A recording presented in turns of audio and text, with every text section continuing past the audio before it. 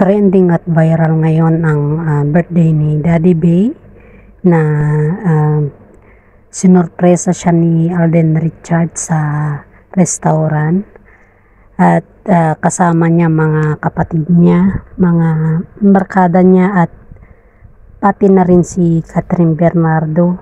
Kaso nga lang may isang upuan doon na naghihintay kay Catherine kasi sa picture nila hindi pa kasi nakita si Catherine Bernardo doon.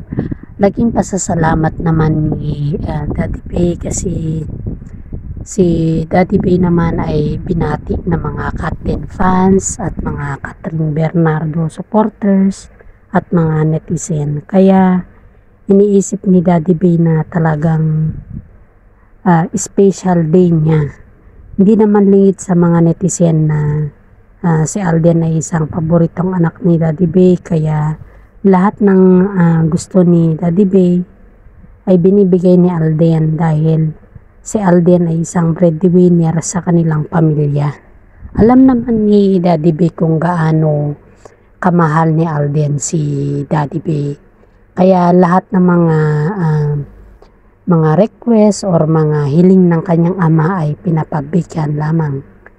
Dahil dito, ito po yung ating update at isang like at isang subscribers lang po. Malaking tulong na po sa akin sa aking YouTube channel. Pagpatuloy po natin panoorin or mag-update po tayo sa natin po, sa Catden. Maraming salamat po.